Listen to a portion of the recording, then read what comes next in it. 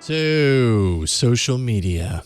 Oh, yeah. It's taken on a new role of importance in our technological lives. I would think we would all agree. These platforms allow people, they're very powerful. They allow people to participate in worldwide discussions, obviously on some of the highly charged emotional topics that we're talking about all the time in this day and age. Becky, you made a comment in show prep today that really stuck with me. I hadn't really thought of it. You said that this moment in time could be one of the most defining periods for social networks since their inception. Explain a little bit about what you mean by that. Well, about 2 hours ago, I was just thinking about this topic, and I posted a little poll on Twitter. And I said, have you unfriended, muted, or unfollowed people for their political views or posts? And I've posted a bunch of different polls there. This one got a lot of attention. 300 people voted, and 2/3 have unfriended or muted people. Most of them saying that it wasn't that they didn't like their political views, that they want to hear other things and other opinions and not just have an echo chamber of their own opinions coming back at them. But it's the vitriol, and that it made them feel yucky. And that one friend said it was either that or divorce my conservative parents. So, I think a lot of people have stopped using Facebook. And just to show you how Facebook is a little bit concerned about this, I posted this 2 hours ago. I already got an email from Facebook PR asking me what my angle was. Facebook PR is watching you closely. Dang. So, I also was thinking about, I'm doing a talk for parents about kids and why they use computers. And it got me thinking about all the things that we get from technology. And we've talked a lot about how certain things, when people like our posts, when we know people are paying attention or they make comments, that it gives us a dopamine hit, that it hits those pleasure centers of the brain. Well, guess what? The opposite is true as well. I mean, I've had some interactions on Facebook where I walked away and I was having a physical, emotional reaction to something that had happened. So just as it can be a pleasure center, it can also be an incredibly negative experience. I think I have not seen a dog on a skateboard for months. Yeah, they don't skate anymore. They stopped skating. They stopped skating. The amount of kid pictures has really dried up. And I think, to go back to your original question of why do I think this is such a seminal moment, I think people feel strange posting mundane things right now because it is not a mundane time. And therefore, right, social media has become very politically charged, and we're not getting warm fuzzies out of it. Mm-hmm. So I've been thinking about it. What can we do? What are and I really want your opinion. So tweet me at @BWorley on Twitter if you have some ideas, or I have a public Facebook page, The Becky Worley. Here's my thinking right now. And please, you guys chime in as I go through this. I'll stop after each one. So the first one is, don't post something political if you can't handle the comments. If you're posting something to convince someone else of your point, you have to be open to similar conversion. It may not be a total overhaul of your ideals, but if a friend reads your post, they've opened their mind. And if they want clarification or to disagree, they're going to comment, and you owe it to them to read that comment with an equally open mind. I think that is a really good point, and I agree with that. I mean, I was talking to somebody about just people that disagree with some of the things I've said on Twitter, and that person said, "Oh, do you hate having like people be involved in what you're saying like that?" And I said, "No, I love it. Like I do not want to be in this West Coast bubble. Like that is not where I want to live, and I want to hear other people's opinions. I welcome them, and I really like that kind of discussion." And I mean, you brought up kids earlier, and I think that is, I'd like to talk a little bit more about that too, because I think that kids are on social media too. I mean, maybe not yours, because I know they're not allowed to use computers, Becky, which I applaud. But mine, however, are on social media, and it's rough out there for them and they're just a lot of kids are not ready for that kind of feedback that they get in expressing their opinions. I'll use the example of, lots and lots of kids were posting pictures of themselves at various marches, various women's marches. And I know I've talked to a lot of girls, my daughter's friends and people, my friends' daughters, who said that these girls were getting a lot of negative feedback from boys about their pictures, saying like, why are you marching? What's that? That's dumb and that's stupid.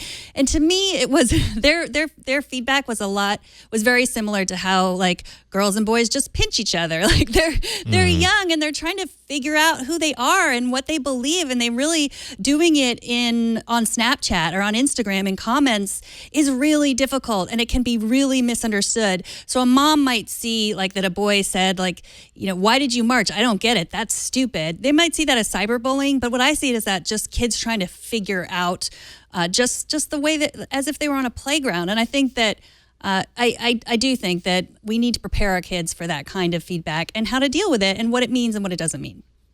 Yeah, there are a lot of, it feels like a blunt stick sometimes. Those comments can really, and I can only imagine with kids because they just, it's just so harsh to them in that moment. So, I mean, that's a tough one with kids, man.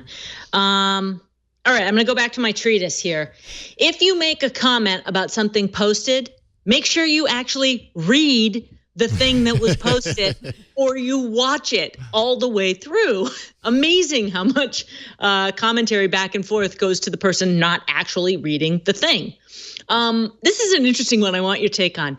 If you comment on someone's post and one of their friends replies and tries to get into a flame war with you, ignore it. A friend of your friend on Facebook is not your friend. Like all of a sudden somebody came back at me about something that I posted and I was like, oh, that makes me feel terrible about Tina. And then I realized Tina didn't say that. Right. It was Tina's friend. If that person wasn't connected to Tina, it would really just end up being another random person on the internet, which, I mean, and you get a lot of that on Twitter, right? Like the different platforms have different strengths and weaknesses. On Twitter, you put something out, pretty much anyone is likely to find it at some point or another, and you might hear random comments to that thing that you said, good or bad, and you have no idea who that person is. So maybe that makes it easier for you to just like brush it off and move along with life. But on Facebook, there's just like this, at least for me, with my Facebook account, which I should add, I think I said this last week, I have not visited since I think the 1st of December. I kind of stepped away from Facebook. I don't know if or when I'm going back at this point, but I'm not on there right now. But at that point, mine was more of a personal Facebook account. It wasn't opened up to everyone. It wasn't like a public, I'm on TWiT, hey, everybody follow me. I kept it personal because I wanted to kind of keep it close, keep it family, friends, and some acquaintances and whatever. And because that was the design of my Facebook, my intention, any sort of criticism that would come through on that, didn't see a whole lot of it, but if it happened, it made it that much more personal. Even if it was a person that I didn't know, it was connected to somebody else, it still felt like there was some extra layer of validity to it because of my intention of the Facebook post and it being through a connection of somebody else. It still kind of felt like it was personal, The more raw it gets, the more I actually want to be on Twitter because I don't take it personally.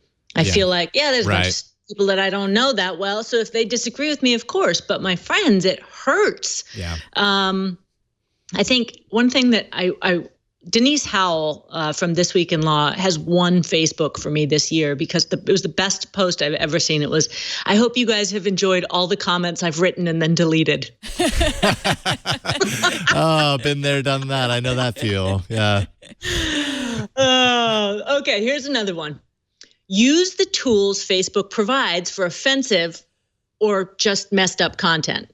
You can report fake news or misleading headlines. You can report truly offensive comments. And here's the thing. The other person never sees that you've reported the content. But you know who does? The algorithm. So it pushes that lower in everyone's Facebook feed so fewer people see it. Really and point. I personally am just saying to you now, thank you for that. Please do more. I don't think we use those tools because we're afraid we're going to tick people off. I think you're absolutely right. And because again, all services are different. Some services, as a user, it can be very confusing to know what is a signal just to the service, what is just a tool for me, or what is a signal to the person that you don't intend for them to know that you've done anything. And then suddenly you've made a bigger comment than just replying something, replying to them saying, I disagree with you. You've given them the hand and the face, essentially, right. And that has the potential to create a bigger issue out of it. Mm-hmm. Yeah, absolutely. And they'll never see it. I mean, how do these services make sure that users understand this? Because I think that's actually a really important one, right? Like, they want to make sure that the users on the service are happy and are going to keep coming back and have the tools to be supported and everything. Because if those users walk away, then they aren't getting they aren't getting those signals, they aren't getting those ad impressions, all that kind of stuff. But I think you're right. I would agree that probably people don't do it, and they just kind of suffer in silence in that regard because they're afraid, because they don't fully understand what that tool actually does. And that's Facebook a challenge for the service. Yeah, Facebook has put up, you know how sometimes you log on and there's like a little public service announcement that's kind of at the top of your feed, like you can keep track of who sees what content and limit some people from seeing certain things. Well, they also have done ones where they say you can flag offensive content. I think now would be in their best interest to do more of that, promoting the tools and letting people know the anonymity of that type of reporting. Okay, my last one, I'm a football fanatic. And so I have used filters at times to try and block all the scores of the football games. Mm-hmm. They kind of work, but not 100% of the time.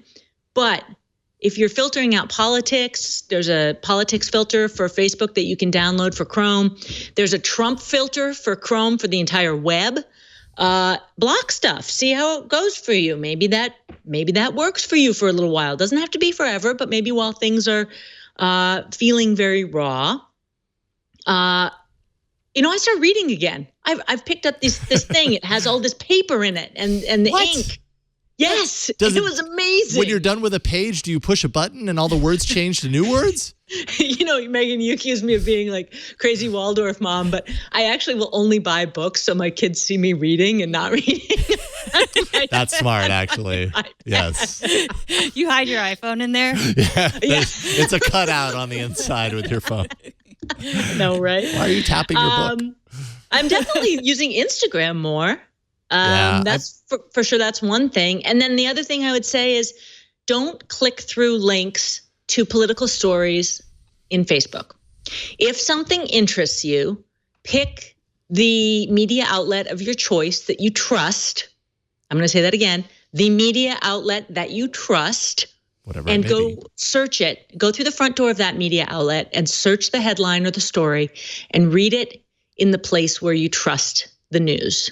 Not just for fake news, but because I think it really, in this time of uncertainty, helps to have a couple of media outlets whose certainty and voice you can hold as a static place and to go back there for consistency. The Pew report says that the Wall Street Journal has the most trust across all 5 of the political categories that they make, from extremely liberal, moderate, all the way to extremely conservative. That the Wall Street Journal is the only one that all 5 categories have trust in. The BBC, USA Today, ABC News, and strangely enough, Google News also have 4 out of 5 categories of people who trust them. I would take Google News out of there because I think they have some real AdSense problems, and they're working on it. I would take USA Today out because I don't like the depth. I think their stories could have more depth. Yeah, I would agree. But personally, I'm obviously going to advocate for my employer, ABC.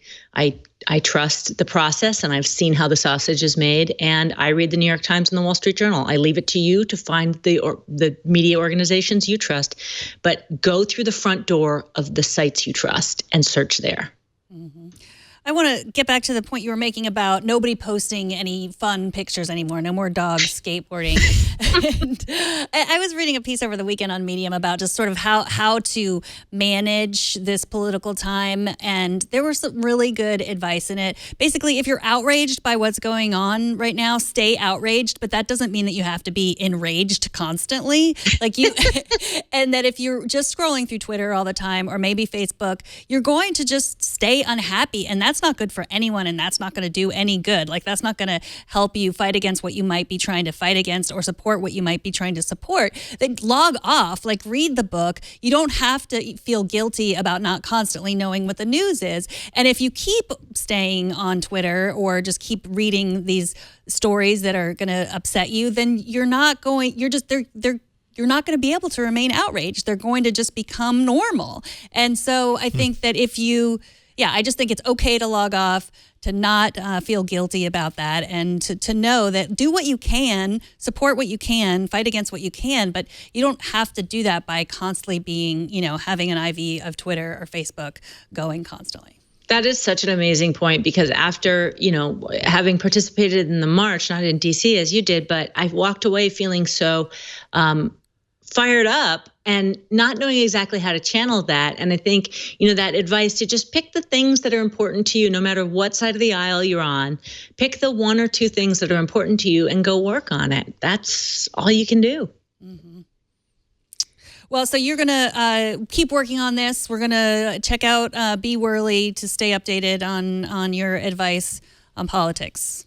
And social media. Yeah, or you give me your advice. Trust me, I'm working it out as we go here too. Okay.